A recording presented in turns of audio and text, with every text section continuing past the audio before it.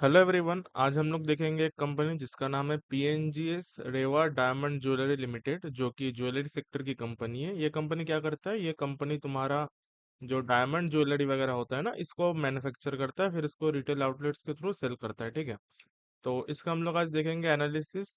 Q1 FY 27 का result देखेंगे। ठीक है, जो रिजल्ट मेरे को अच्छा लगा रिजल्ट देखेंगे, उसके साथ हम लोग क्या करेंगे, बिजनेस भी समझेंगे।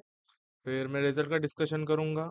फिर कौन कॉल में क्या बात हुआ है वो मैं बताऊंगा। आखिरी में मैं अपना जो फॉरवर्ड कैलकुलेशन वगैरह जो मैं करता हूँ, रेवेन्यू कितना हो सकता है, प्रॉफिट कितना हो सकता है, फॉरवर्ड वैल्यूएशन वगैरह में जो करता हूँ वो भी दिखाऊंगा।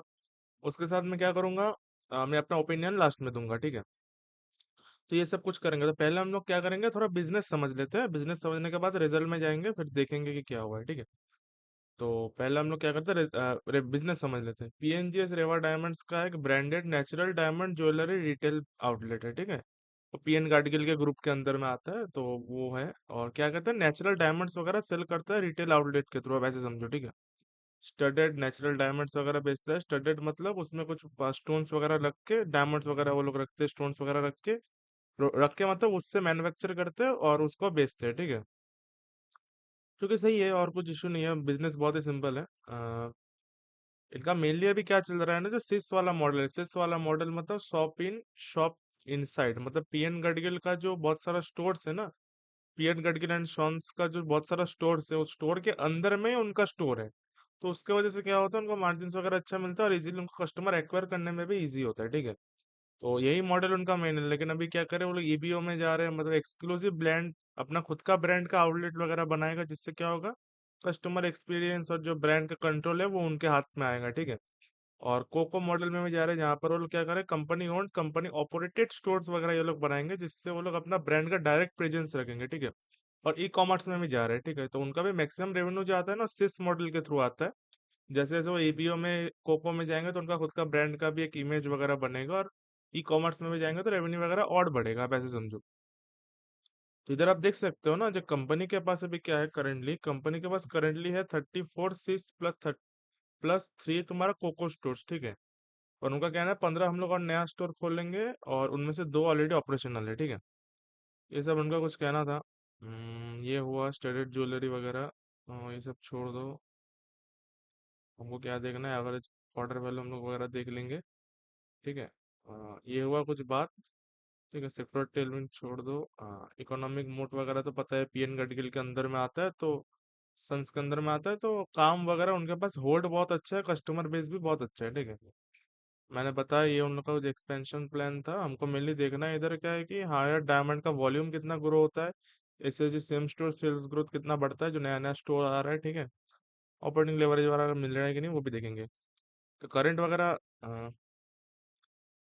करंट इनका क्या है, कैपेसिटी है कि 15 retail retail network is the relevant. हाँ, जहाँ पर उन लोगों के पास क्या है ना, कि हम लोग क्या करेंगे, हम लोग 15 न्यू आउटलेट खोलेंगे, मैंने बोला था ना उन लोग खोलेंगे।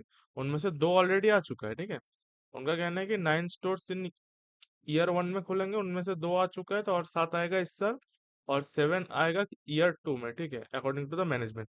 और टाइमलाइन वगैरह दिया है कि हाँ वही फाइनेंशियल 27 में 9 स्टोर्स, उसके बाद तुम्हारा 7 स्टोर होगा तुम्हारा इसमें फाइनेंशियल 28 में। ठीक है, ब्रेक इवन करने में कुछ बार 1 साल लगता है महाराष्ट्र में, और जब महाराष्ट्र के बाहर होगा तो 18 मंथ समथिंग का लगता है। ठीक है, वो मैं दिखाऊंगा कौन कौन में बात हुई है। ठीक है, मार्जिन्स वगैरह का इन लोगों का गाइडेंस था कि हम लोग मार्जिन्स वगैरह करेंगे कितना, 25 to 27% का EBITDA मार्जिन, और पैट मार्जिन तुम्हारा 22 से 30% का। उनका कहना है कि उनने कुछ गाइडेंस में चेंज नहीं किया था। उन लोगों ने शायद पिछला जो क्वार्टर था ना, उसमें उन लोगों ने गाइडेंस दिया था 25 से 30% का, 25 to 30% का ग्रोथ होगा। लॉन्ग टर्म उन लोग का कुछ ग्रोथ गाइडेंस था, तो मेरे को लगता है वो तो नहीं होगा। ठीक है, तो ठीक है, और कुछ इशू है नहीं, ये उन लोग का मार्जिन वगैरह का कुछ था। तो यही था उन लोग का।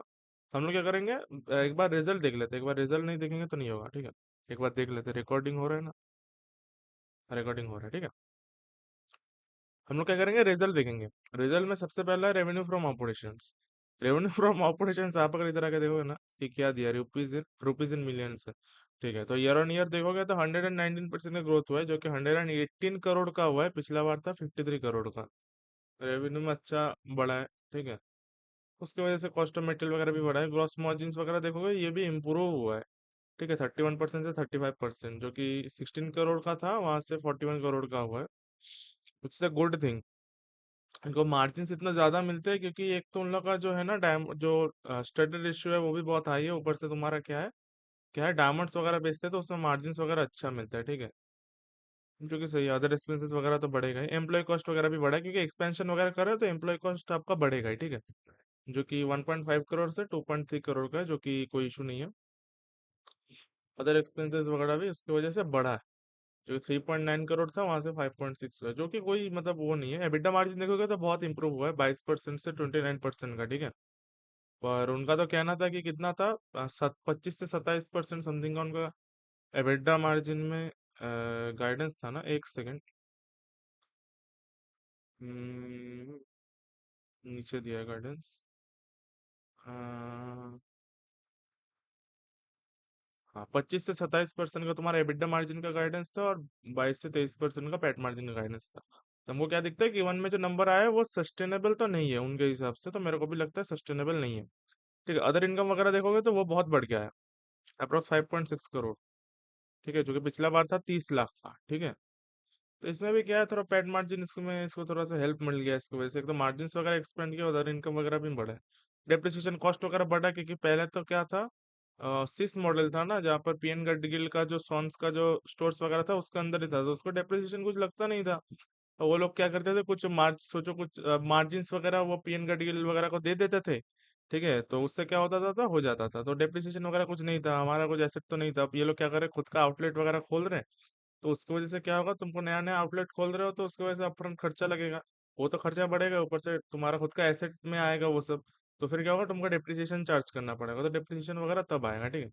फाइनेंस कॉस्ट वगैरह इसीलिए बढ़ रहा है क्योंकि तुम्हारा जो नया नया आउटलेट खोलोगे तो उसमें तो सोचो वर्किंग कैपिटल हो सकता है, जो इनका बहुत बड़ा बात है, मतलब बहुत बड़ा चीज है, वर्किंग कैपिटल वगैरह के लिए लग सकता है, एक्सपेंशन करे इसके लिए लग सकता है, ठीक है। तो इसकी वजह से फाइनेंस कॉस्ट बढ़ रहा है, ठीक है, और कुछ इशू है नहीं। पेट मार्जिन वगैरह देखोगे 23% का पेट मार्जिन है, जो कि ईयर ऑन ईयर देखोगे तो 265% से बड़ा है, जो कि 7.4 करोड़ से 27.2 करोड़ का हुआ है, जो कि मेरे को ग्रोथ वगैरह बहुत अच्छा लग रहा है। पर उनका कहना था कितना, तुम्हारा पैट होगा 22 से 23% का, ठीक है, तो जो कि सही है, कोई इशू है नहीं। 22 से 23% का तुम्हारा होगा तो 23% का है, ठीक है। तो बेस के 22 भी पकड़ के चलते हैं तो पैट मार्जिन में ज्यादा इंप्रूव ये नहीं आएगा, लेकिन एबिटा मार्जिन थोड़ा डिप होगा, ठीक है। और डिप्रिसिएशन कॉस्ट वगैरह बढ़ेगा ही, ठीक है, उसमें कुछ इशू है नहीं, क्यों नया आउटलेट खोल रहे हैं। फाइनेंस कॉस्ट बोलेगा, वर्किंग कैपिटल या इन्वेस्टमेंट वगैरह ये लोग करेंगे, उसकी वजह से फाइनेंस कॉस्ट बढ़ेगा। एम्प्लॉय कॉस्ट भी बढ़ेगा, नया नया एम्प्लॉयज को हमको हायर करना पड़ेगा, नया नया आउटलेट जो हम लोग खोल रहे हैं इसकी वजह से, और इसलिए ग्रॉस मार्जिन और एबिटा मार्जिन, उनका कहना था एडवर्टाइजमेंट कॉस्ट वगैरह भी बढ़ेगा, तो उसकी वजह से क्या होगा, मार्जिन में थोड़ा सा हिट होगा, तो कोई इशू नहीं है उसका। ये हुआ उनका रिजल्ट, रिजल्ट मेरे को बहुत अच्छा लगा, ठीक है। रिजल्ट का कोई इशू नहीं है। हम लोग जाएंगे कौन कौन में, ये था उन लोगों का कुछ स्टोर काउंट वगैरह, वो तो हमने दिखा दिया क्या है। उनका कहना है आईपीओ से जो प्रोसीड्स आया ना 286 करोड़, उसमें अलॉटेड किया है कि अप्रोक्स अलॉट करेंगे 286 करोड़, वो लोग अलॉट किया है कि हम लोग स्टोर एक्सपेंशन के लिए देंगे, विच इज अ गुड थिंग। और 35.4 करोड़ वो लोग क्या करेंगे, मार्केटिंग और प्रोमोशनल एक्टिविटीज के लिए करेंगे, वो तो करना ही पड़ेगा देखो ये इंडस्ट्री में। तो मेरे को लगता है कि अच्छा अच्छा ये लोग फंड्स को यूटिलाइजेशन कर रहे हैं, जिसमें वो लोग नया नया स्टोर खोलने का बात कर रहे हैं। और एवरेज वैल्यू वगैरह भी बढ़ा है, जो कि पिछला बार 92,000 का था, 92,624, और अभी क्या है 1 लाख के ऊपर चला गया। मतलब एवरेज ऑर्डर वैल्यू मतलब जितना, सोचे एवरेज ऑर्डर वैल्यू मतलब क्या है कि एवरेजली कितना, एक कस्टमर नहीं, सोचो एक हम लोग माल बेचे, उस माल का एवरेज ऑर्डर वैल्यू क्या है, ठीक है। जितना ऑर्डर वैल्यू बढ़ेगा उतना हमको ऑपरेटिंग लेवरेज वगैरह मिलेगा ना, कि एम्प्लॉइज वगैरह का कॉस्ट, रेंट वगैरह का cost, depreciation cost, finance cost, वो तो अप्रोक्स फिक्स्ड ही होगा। पर जैसे जैसे हम ज्यादा वैल्यू का माल बेचेंगे उसमें मार्जिन वगैरह हमको ऐसे भी ज्यादा मिलेगा, ऊपर से इसका ऑपरेटिंग लेवरेज भी हमको मिलेगा, ठीक है, जो कि सही है ना। इन्वेंटरी वगैरह बहुत अच्छा, इन्वेंटरी टर्नओवर इनका अच्छा होना बहुत जरूरी क्यों है, क्योंकि ये सब जो कंपनीज है ना इनका वर्किंग कैपिटल बहुत हेवी होता है, क्योंकि इनको सोचो डायमंड्स जो होता है, गोल्ड जो होता है, इनको क्या होता है, बहुत है- दाम देके खरीदना पड़ता है उनको, ठीक है। गोल्ड वगैरह का दाम या डायमंड्स वगैरह का दाम बहुत ज्यादा होता है, वर्किंग कैपिटल में बहुत पैसा फंसा हुआ रहता है। तो वो लोग जितना ज्यादा वो लोग इन्वेंट्री को टर्न करेंगे, सोचो 100 करोड़ का इन्वेंट्री आया, वो लोग क्या बोल रहे हैं, हम लोग 1.29 टाइम्स टर्न कर दिए, जो कि सही बात है। मतलब आप एक ही क्वार्टर में क्या कर रहे हो, इन Q1 में 1.29 टाइम्स टर्न कर दे रहे हो, जो कि सही। जितना ज्यादा आप टर्न करोगे आपका वर्किंग कैपिटल में उतना कम पैसा लगे, फंसेगा, समझ रहे हो। जितना कम पैसा फंसेगा हमको फाइनेंस कॉस्ट वगैरह कम देना पड़ेगा ना। हम जल्दी से लाएंगे माल। माल उससे क्या दिख रहा है, जल्दी से माल आता है, हम बनाते हैं और बेच देते हैं। फिर बनाता है, फिर लाते हैं, रॉ मटेरियल लाते हैं, बनाते हैं, बेचते हैं। तो हमारा वर्किंग कैपिटल खाली हो जाता है, तो फिर हम नया माल लेके आते हैं, फिर बनाते हैं, फिर बेचते हैं। तो ऐसे करके क्या होता है, हमारा फाइनेंस कॉस्ट वगैरह बचेगा ना। वर्किंग कैपिटल में जो पैसा, बहुत ह्यूज पैसा इन लोग का फंसा रहता है, वो कम फंसेगा, ठीक है, जो कि अच्छा चीज है। तो उनका कहना है कि वो कौन कॉल में आ गए, तो उनका कहना है कि what EBITDA margin is expected in financial 27। उनका कहना था कि 25 से 27% का हम लोग एबिटा मार्जिन फुल ईयर में देख रहे हैं, और पैट मार्जिन अराउंड 22 से 23% का, ठीक है।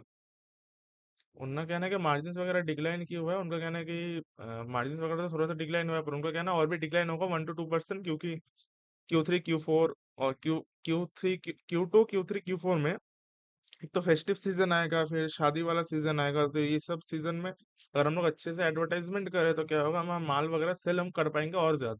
उसके वजह से हम लोग एडवर्टाइजमेंट में ज्यादा खर्चा करेंगे, तो थोड़ा मार्जिन में हमको हिट लेना पड़ेगा, विच इज नॉर्मल थिंग, कोई इशू है नहीं। ठीक है, हमको फ्यूचर देखना है। What was the diamond volume, diamond का volume approx year on year 50% का है, which is a good thing, ठीक है। और सेम स्टोर सेल्स ग्रोथ क्या है, 50% का, mainly across the six network. उनका कहना है कि सेम स्टोर सेल्स तो लोग क्या होता है, सोचो पिछला साल हम लोग एक स्टोर में 100 रुपया का सेल किया, ठीक है। पर नेक्स्ट साल हम लोग क्या किए, उसी स्टोर में हम लोग क्या किए, 150 रुपया का हम लोग 150 रुपीज का हम लोग सेल किया। तो 50% का सेम स्टोर सेल्स ग्रोथ है, which is a good thing. क्योंकि सेम स्टोर सेल्स ग्रोथ अगर बढ़ेगा ना, क्योंकि मैंने बताया रेंट जो होगा, कि हम लोग जो कुछ सोचो कोई आउटलेट हम लोग खरीद लिए तो उसका डिप्रिसिएशन चार्ज सेम रहेगा, या हम लोग रेंट पे लिए तो उसका रेंट सेम रहेगा। एम्प्लॉयज को मोर ओवर हम लोग आसपास ही, मतलब उसके आसपास ही हम लोग पैसा देंगे, ठीक है। ठीक है, और क्या होगा, जो मैक्सिमम फिक्स्ड कॉस्ट है ना वो तो मोर ओवर सेम रहेगा। पर हमारा जो अगर सेम स्टोर सेल्स ग्रोथ बढ़ेगा ना, तो हमारा मार्जिन्स बहुत ही इंप्रूव होगा, मतलब सिग्निफिकेंटली, क्योंकि फिक्स्ड कॉस्ट सेम है, पर हमारा सेम स्टोर सेल्स ग्रोथ हो रहा है, तो हमको ऑपरेटिंग लेवरेज मिल रहा है। आप ऐसे समझो, मार्जिन्स बहुत बढ़ेगा। और उनका कहना है कि सीएस मॉडल में मेनली हुआ है, क्योंकि अभी अभी ये लोग जाकर नया आउटलेट खोलने का कोशिश कर रहे हैं, ठीक है। पहले तो नहीं था, पहले तो सीएस मॉडल था, मतलब पीएन गडगिल का जो सन्स का जो मतलब स्टोर्स वगैरह था, उसके अंदर ही उसका स्टोर था। तो जो कि सही है, उसके हिसाब से कोई इशू नहीं है। उनका वही कहना था, कोको स्टोर्स जो है, कंपनी ओन कंपनी जो ऑपरेटेड वाला स्टोर्स है, वो मोस्टली लेस देन 1 ईयर हुआ है। तो एसएसजी आएगा ही नहीं ना। मैं तो सोचो इस साल ही खोला हो, तो इस साल थोड़ी मैं ग्रोथ दिखा सकता हूँ, वो तो जीरो से शुरू हुआ है, ठीक है। इन्वेंटरी टर्न वगैरह तो उनका क्या था, 1.29 था, मैंने दिखा है। एवरेज ऑर्डर वैल्यू 1 लाख का था, ठीक है। स्टोर एक्सपेंशन प्लान वगैरह क्या है, मैंने बता दिया ऑलरेडी। ठीक, उनका कहना है कि न्यू स्टोर जो खोलेंगे ना, मेनली हम लोग टीयर 1 में खोलेंगे और सिलेक्टिव टीयर 2 में खोलेंगे, एंड मेट्रो मार्केट्स में। मेनली क्या है, डायमंड सोचो एवरेज ऑर्डर वैल्यू 1 लाख का चल रहा है ना, 1 लाख का ऑर्डर वैल्यू कोई टीयर टीयर 3 में तो होगा नहीं, कि वो परचेसिंग पावर रहेगा उनके पास, ठीक है। तो टीयर 1 में मेनली होगा, मेट्रो सिटीज में मेनली होगा, तो सिलेक्टेड टीयर 2 सिटीज में ही होगा। तो उसके वजह से ये लोग सही से जा रहे हैं, एज पर द उनका जो प्रोडक्ट है उसकी वजह से, उसके जैसा वो लोग क्या कर रहे हैं, एक्सपेंशन कर रहे हैं। ऐसा नहीं कहीं भी घुस जाएंगे, ठीक है। 1 लाख का ऊपर का तुम्हारा एवरेज ऑर्डर वैल्यू आ गया, ठीक है। 1 लाख देना कोई छोटी बात नहीं होता टीयर 3 में, ठीक है। तो ये बात को आप समझो। मैनेजमेंट उनका कहना है गाइडेंस वगैरह हम लोग इंक्रीज नहीं करेंगे, but management are more confident, वो सब बोलने का बात है। मैंने बताया वो 25-30% का शायद पिछला बार बोला था कि हम लोग लॉन्ग टर्म ग्रोथ गाइडेंस देते हैं, पर मैं नहीं मानता। ठीक है, आपको जो रिजल्ट दे रहे हो, आप जो बोल रहे हो, मैं दिखाऊंगा, उसके हिसाब से आपका दिख ही नहीं रहा है कि आप 25-30% करो। Q1 के रिजल्ट के बाद अगर आप 25-30% कर रहे हो, तो आप किए हो अंडर परफॉर्म, बहुत बड़ा वाला अंडर परफॉर्म आप किए हो, अगर आप 20-25-30% से ग्रो किए ईयर ऑन ईयर। ठीक है, Q1 का रिजल्ट आने के बाद मैं बता रहा हूँ, ठीक है। और उनका क्या था, अक्षय तृतीया वगैरह जो था, हाँ, उनका जो अक्षय तृतीया था उसमें 268% का ईयर ऑन ईयर ग्रोथ हुआ है, जो कि पहले 3.5 करोड़ था, वहां से 12.7 करोड़ हुआ है, which is a good thing. और उनका कहना है कि जो करंट मॉडल है ना, हमारा करंट बिजनेस है, वो अप्रोक्स 95% डिपेंडेंट है कि पीएनजीएस का जो सिस मॉडल है उसके ऊपर। और उनका कहना है कि हम लोग क्या करेंगे, सिस मॉडल का जो डिपेंडेंसी है वो घटाएंगे, और खुद का आउटलेट वगैरह खोल के चलेंगे, तो सिस मॉडल से अप्रोक्स 20 to 25% का ही तुम्हारा रेवेन्यू आएगा। और जो उसके बाद जो तुम्हारा 80% या 75% जो रेवेन्यू आएगा, वो तुम्हारा खुद का आउटलेट वगैरह से थ्रू आएगा। उससे दिखता है कि कंपनी अलग जाना चाहता है, कंपनी चाहता है कि अपना भी एक खुद का ब्रांड हो, कब तक ये करेंगे, ठीक है। जो कि सही बात है। उनका क्या है ना, जो खुद का एक्सक्लूसिव ब्रांड आउटलेट होता है ना महाराष्ट्र में, उनको 1 साल का लगता है, ठीक है, ब्रेक इवन करने पे। मतलब फिक्स्ड कॉस्ट वगैरह लेके और रेवेन्यू का, मतलब फिक्स्ड कॉस्ट जो होता है ना जो बिजनेस में, ठीक है, और जो तुम्हारा रेवेन्यू होता है उसको अगर इजिकल टू कर दे, ठीक है, फिक्स्ड कॉस्ट इजिकल टू तुम्हारा ये, ठीक है, फिक्स्ड कॉस्ट नहीं, सॉरी, वेरिएबल कॉस्ट जो होता है ना, जो भी कॉस्ट वगैरह होता है दिन का, ठीक है, सोचो, वो कॉस्ट वगैरह इजिकल टू तुम्हारा जो रेवेन्यू हुआ वो हो जाए, तो उसको कहते हैं ब्रेक इवन। मतलब ना प्रॉफिट ना लॉस, कुछ नहीं, ठीक है। ऐसा जगह पे अगर वो आ जाए तो उसको कहते हैं ब्रेक इवन। तो ब्रेक इवन कंपनी कर लेगा 1 साल में, वो चीज सही थे। तो जैसे अगर 1 साल में अगर ब्रेक इवन कर दोगे ना, उसके बाद तो आपका रेवेन्यू बढ़ेगा ही। फिर क्या होगा, हमको सिर्फ प्रॉफिट ही मिलेगा, तो मार्जिन से मार्जिन से हमको इंप्रूवमेंट होने में दिखेगा, ठीक है, आप ऐसे समझो, ठीक है। तो जो कि सही है, 1 साल में आपका ब्रेक इवन हो जा रहा है। महाराष्ट्र के बाद बाहर उनका कहना है 15 से 18 महीने, तो आप 1.5 साल का समझ लो महाराष्ट्र के बाहर। कोई इशू नहीं है, 1.5 साल में अगर ब्रेक इवन कर पा रहे हो तो सही है, उसके बाद तो प्रॉफिट ही प्रॉफिट होगा ना, तो उतना कुछ इशू है नहीं। How many stores are planned in first 2 years, उनका कहना है, वो तो मैंने बता दिया ऑलरेडी, बोलने की जरूरत है नहीं। उनका कहना है कि Q3 और Q4 जो होगा ना वो बहुत हैवी होता है उनके साइड से। उनका कहना है कि 65% ऑफ द रेवेन्यू तो H2 से ही आता है, मतलब Q3 Q4 से। ये बात देखो तुम, ठीक है, Q1 में इतना अच्छा करने के बाद बोल रहे Q3 Q4 तो हम लोग का हैवी होता है, तो Q3 Q4 में और कितना रेवेन्यू आएगा, समझ रहे हो। मैं कैलकुलेशन दिखाऊंगा फिर आप समझोगे एवरेज ऑर्डर वैल्यू वगैरह क्या है। उनका कहना है, किसी ने पूछा था कि Q1 का FY 27 का एवरेज ऑर्डर वैल्यू इतना कम क्यों है? उनका कहना है कि जैसे कि पिछला Q4 में था 1.12 लाख का, ठीक है, तो उनका कहना है कि एवरेज ऑर्डर वैल्यू गिर क्यों गया। तो ऐसे कंपनीज का ना आपको क्वार्टर क्वार्टर नहीं, ईयर ऑन ईयर देखना पड़ेगा। क्यों, उन्होंने ही बोला ना Q3 Q4 बहुत हैवी होता है, तो उसमें ऑर्डर वैल्यू वगैरह भी बढ़ेगा, तो आप क्वार्टर ऑन क्वार्टर नहीं देखना है, आपको ईयर ऑन ईयर देखना है। ईयर ऑन ईयर देखोगे तो ग्रो हुआ है 90 समथिंग थाउजेंड से तुम्हारा 1 लाख का, जो मैंने दिखाया ना 8% का ग्रोथ हुआ है, ठीक है, तो वो ईयर ऑन ईयर है, तो ईयर ऑन ईयर ग्रोथ हुआ है, इज गुड थिंग, ठीक है, 8% का ग्रो हुआ है। तो आपको ये सब बिजनेस क्वार्टर और क्वार्टर में देखना है, क्योंकि Q4 उन लोग का अच्छा क्वार्टर रहता है, हेवी क्वार्टर रहता है। तो एक हेवी क्वार्टर को आप अगर कुछ लो क्वार्टर से आप अगर क्या करेंगे, कंपेयर करेंगे, तो वो जस्टिफाइड नहीं है ना, ठीक है, वो तो बेस ही गलत हो जा रहा है, ठीक है। Q1 एवरेज ऑर्डर वैल्यू लो वगैरह, ठीक है, वो सब कुछ इशू नहीं है। उन्होंने कहना है Q2 Q3 से हम लोग अच्छे से वो लोग क्या करें, एवरेज ऑर्डर वैल्यू बढ़ाएंगे, जो कि सही है, ठीक है, उसमें कुछ इशू है नहीं। करंटली क्या क्या स्टोर है अब मैंने बता दिया। ये देखो, उनका कहना है कि H1 में ना अप्रोक्स हम लोग का 35% ऑफ द एनुअल रेवेन्यू आता है, एनुअल सेल्स, ठीक है, और हाँ, और H2 में हम लोग का 65% आता है, ठीक है। तो आप बोलना चाहते हो जो Q1 होता है ऐसे भी वीक होता है और H1 ऐसे भी वीक होता है H2 से, तो आप कहना H1 में इतना अच्छा नंबर लाने के बाद आप कहना चाहते हो कि H2 में आप अगर ग्रो करोगे तो आपका total year on year growth होगा फाइनेंशियल 26 और 27 25 to 30%, और आप गाइडेंस आगे पीछे भी नहीं कर रहे हो। तो एज ए इन्वेस्टर हमको कैलकुलेट करना पड़ेगा, हर बार कंपनी आके नहीं बताएगा कि हाँ मेरे को इतना करना है। एज ए इन्वेस्टर आपको कैलकुलेट करना आना चाहिए कि कैसे करके कैलकुलेट करते हैं कि भाई कितना रेवेन्यू हो सकता है, कितना प्रॉफिट हो सकता है, ठीक है। नहीं तो क्या होगा, आप एलोकेशन नहीं कर पाओगे ना किसी भी स्टॉक में। आप अगर मैनेजमेंट के उसमें बैठ गए कि हाँ 25% होगा, इतना अच्छा Q1 का नंबर देखने के बाद भी, इतना जो बातें बोल रहा है उसके बाद भी कि हम लोग स्टोर खोलेंगे, कि हम लोग का H1 हल्का होता है, 35% ऑफ द रेवेन्यू H1 में ही आता है, फिर 65% ऑफ द रेवेन्यू H2 में आता है, ठीक है, हमारा एवरेज ऑर्डर वैल्यू भी बढ़ेगा। तो ये लोग बात अलग कर रहे हैं, फिर गाइडेंस अलग दे रहे हैं, फिर रिजल्ट और भी अलग दे रहे हैं। तो आप समझ रहे हो, रिजल्ट के साथ गाइडेंस का कोई मैच नहीं है, या वो लोग अभी जो कॉन कॉल में बोल रहे हैं और जो गाइडेंस दिए है उसके साथ कुछ मैच नहीं है, ठीक है। तो आपको क्या करना पड़ेगा, खुद का कैलकुलेशन खुद करना पड़ेगा, समझ रहे हो। तुम्हारा year on year same store sales growth हुआ है तुम्हारा सिक्स मॉडल में 50% का, समझ रहे हो। आप बोल रहे हो कि 25 to 30%, मेरे को नहीं लगता ये होगा, मैं दिखाऊंगा, ठीक है। Q3 एक्सपेक्टेड है to be particularly strong quarter. Q3 उनका स्ट्रॉन्ग क्वार्टर होगा, जिसमें उनका कहना है कि Dussehra Diwali festival wedding purchase वगैरह होगा। मेरे को दिख ही नहीं रहा है कि आप 25 to 30% करोगे। इतना सारा मैं कॉन कॉल में बात क्यों दिखाया, क्योंकि आपको देख के पता चलेगा कि भाई मैनेजमेंट हर बार बहुत बार कंजर्वेटिव चलता है या बहुत बार एकदम हवा में चलता है, ठीक है। मेरे को दिख रहा है कि ये 30% 40% से ग्रो नहीं कर पाए, वो बोल रहा है मैं तो 100% से ग्रो करूंगा। या कोई कंपनी बोल रहा है मैं 25 30% से ग्रो कर रहा हूँ, पर ग्रो करूंगा, वो कंपनी बोल रहा है, मैनेजमेंट बोल रहा है, पर मेरे को दिख रहा है कि नहीं, उससे तो ये ज्यादा सही करेगा, ठीक है। मैनेजमेंट का हर बार एक, वो भी एक ह्यूमन बीइंग है ना, तो उसके ऊपर तुम हर बार ये नहीं कर सकते, ठीक है, कि डिपेंड नहीं कर सकते, वो भी आखिरकार ह्यूमंस है।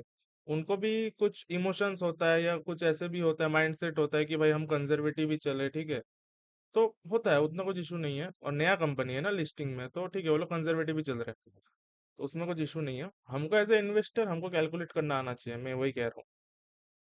हमको अगर कैलकुलेट करना नहीं आया तो हम लोग अच्छा अच्छा अपॉर्चुनिटी से मैनेजमेंट का गाइडेंस या वो सब देख के हम छोड़ देंगे, समझ रहे हो। तो एज अ बिजनेस इसलिए मैंने इतना टाइम लिया बिजनेस को समझाने के लिए। ठीक है, तो आपको भी पता चल रहा है कि भाई 25-30% कैसे करोगे भाई, ईयर ऑन ईयर आप क्वार्टर में ही कितना अच्छा ग्रोथ हुआ है। ठीक है। अच्छा, रिजल्ट तो मैंने दिखा दिया। अच्छा, फॉरवर्ड कैलकुलेशन एक बार आ जाओ। पीएनएल है, हाँ, इधर आओ। मैं बैठा हूँ Q1 FY 2027 में, फाइनेंशियल 27 के लिए मैं बना रहा हूँ, ठीक है। तो मेरे को लगता है रेवेन्यू इजीली 50 to 55% कर सकते हैं। क्यों कर सकता है, इधर आओ मैं बताता हूँ। इन लोगों का Q1 में रेवेन्यू कितना था, 118 करोड़ का, ठीक। उनका कहना है कि H1 जो होता है हमारा, उसमें अप्रोक्स 35% का रेवेन्यू आता है, और H2 में हमारा 65% का रेवेन्यू आता है। देखो मैं इधर बैठा हूँ, मेरे को लगता है H1 H2 से, H1 कह रहा हूँ, Q1 Q2 से अच्छा होगा। और फिर भी एकदम क्या कहते हैं, कंजर्वेटिव केस भी लेके चलूं, तो 35% आता है तुम्हारा H1 में, तो 35 का मैं करूंगा डिवाइडेड बाई 2, तो 17.5 आता है, ठीक। मैं क्या करूंगा, 118 डिवाइडेड बाई 17.5 इंटू तुम्हारा 100 कर दूंगा, ठीक है। समझ पाया मैं क्या किया। मैंने किया 35% का H1 में आएगा, 35% को मैंने आधा किया 17.5%, तो मैंने कहा कि 17.5% Q1 में आएगा, 17.5% Q2 में आएगा, ठीक। तो 35% वहां हो गया, ठीक। तो मैंने क्या किया, वही 118 को डिवाइडेड बाई 17.5 किया, इंटू 100 कर दिया, क्योंकि पूरा साल में तो 100% होगा, तो अप्रोक्स 674 करोड़ का तुम्हारा रेवेन्यू आता है, ठीक है। 674 करोड़ का रेवेन्यू आता है। मैं फिर भी थोड़ा सा कंजर्वेटिव, या एक साइड मैंने कंजर्वेटिव लिया थोड़ा, एक साइड थोड़ा क्या लिया, रियलिस्टिक लिया। मैं उनके बातों से ही चल रहा हूँ, 65% का रेवेन्यू, 35% का Q1 में, H1 में, तो H2 में 65%, उसको ऐड करके मैं सिंपल मैथ्स लगा रहा हूँ। उसके हिसाब से मेरे को लगता है 50 to 60% ग्रोथ इजीली होगा, 658 करोड़ से 680 करोड़ का। अगर ये लोग ये नहीं कर पाए, या तो वो लोग कॉन कॉल में बैठ के कुछ गलत बोल रहे थे, ठीक है, उनके इन्फॉर्मेशन गलत दिया 35% और 65% का, ठीक। ठीक है, तब तो वो गलत बोल रहे, ठीक है। या तो वो लोग अगर ये वाला रिजल्ट ये लोग ला पाए तो सही है, अगर वो लोग नहीं ला पाए, या तो वो कॉन कॉल में कुछ गलत बोल रहे हैं, या उनका एग्जीक्यूशन खराब हुआ है। समझ रहे हो, अगर ये कंपनी सोचो 25-30% से ग्रो किया फाइनेंशियल 27 में, ठीक, तो वो लोग आके बोलेंगे भाई मैंने तो गाइडेंस दिया था वही होगा।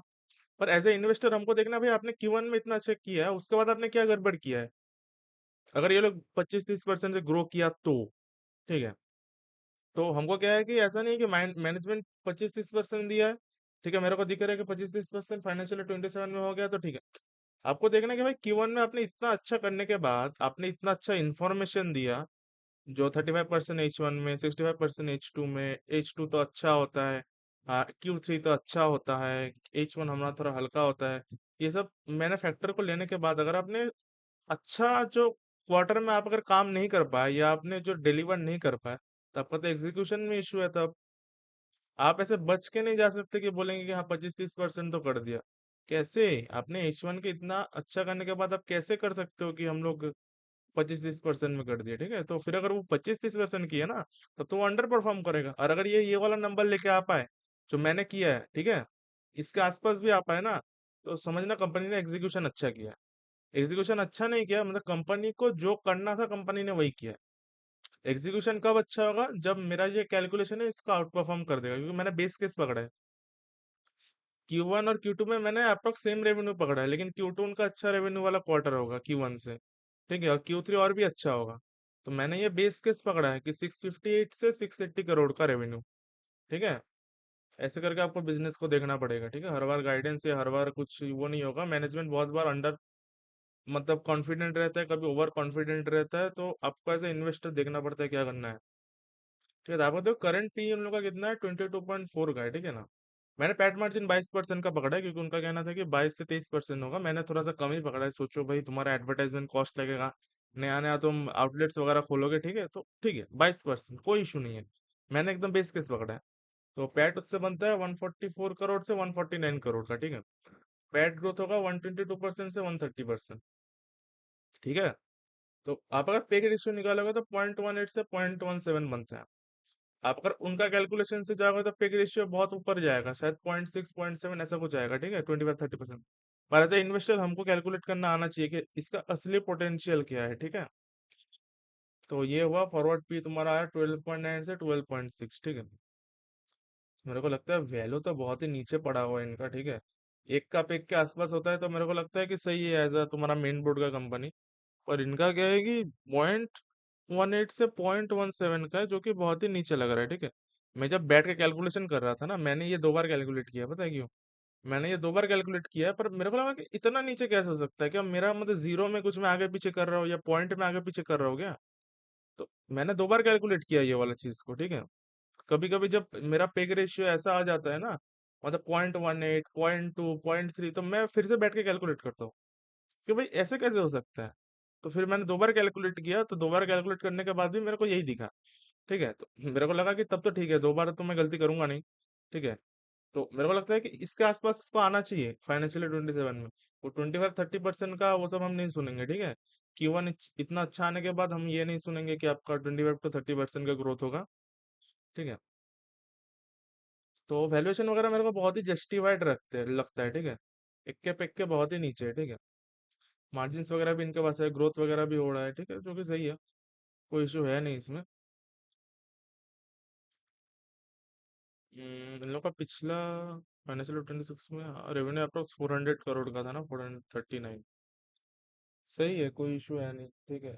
आपको ऐसे करके बिजनेस को देखना पड़ेगा, समझना पड़ेगा, इसलिए टाइम लगेगा आपको। इसलिए मैं पहले बिजनेस समझाता हूँ, फिर रिजल्ट दिखाता हूँ, फिर कौन कॉल दिखाता हूँ, फिर जो इन्फॉर्मेशन गैदर होता है उससे मैं अपना जो ये होता है ना फॉरवर्ड कैलकुलेशन, वो मैं करता हूँ। तो ठीक है, और कुछ इशू है नहीं। बिजनेस तो मेरे को अच्छा लगा, फॉरवर्ड कैलकुलेशन मैंने दिखा दिया, वैल्यूएशन वगैरह बहुत ही जस्टिफाइड है, बहुत ही जस्टिफाइड है, ठीक है।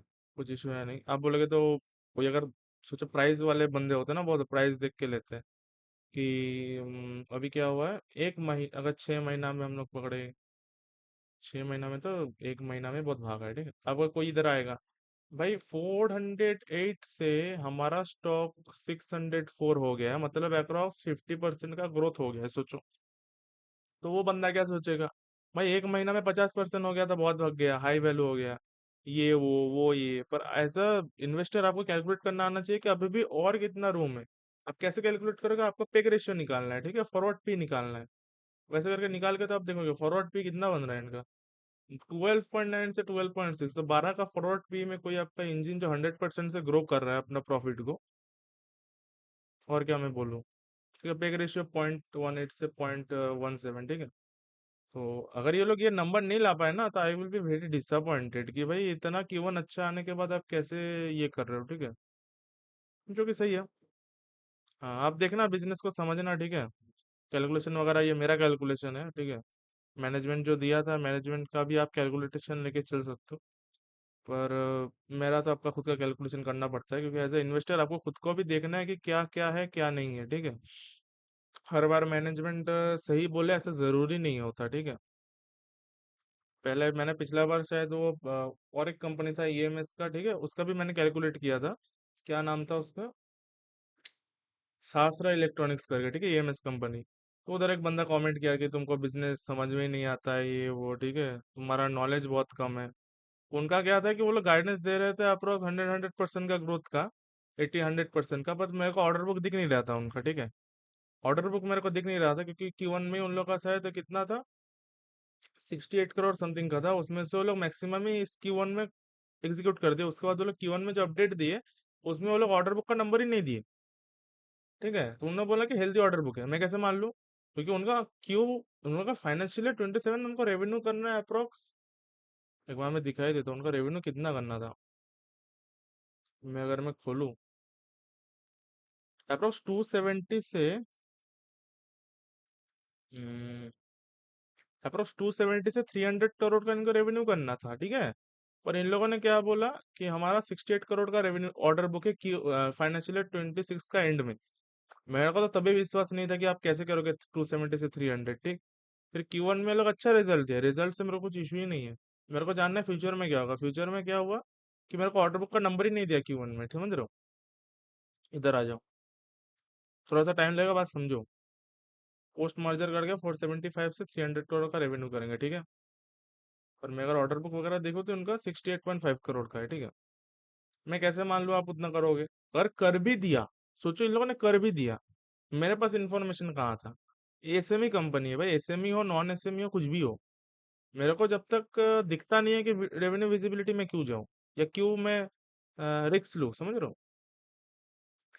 तो इन लोगों ने क्या किया था ना, Q1 में अच्छा इन लोगों ने रेवेन्यू किया था। साहस, एग्जाम्पल दे रहा हूँ कि कभी कभी बिजनेस क्या होता है, कुछ ज्यादा ही बोल देगा, कभी कम बोल देगा। एज ए इन्वेस्टर आपको देखना पड़ेगा कि क्या होता है। इन लोगों ने क्या, वो अच्छा, इन लोगों ने तो ये दिया था ना, सॉरी, उन लोगों ने एक अपडेट टाइप का दिया था, ऑब्वियसली एसएमई कंपनी है। ये देखो, इन लोग का रेवेन्यू कितना है, आप देखो, रेवेन्यू अप्रोक्स 40 करोड़, 48 करोड़ का ये लोग हिट कर दिया स्टैंड अलोन में, ठीक है। जो कि सही है, और कुछ इशू है नहीं। मेरे को कहना है कि आपका ये कहाँ है? अच्छा, स्टैंड अलोन में 33 करोड़ का, कॉन्सोलिडेटेड में 48 करोड़ का उन लोग का रेवेन्यू है, ठीक है।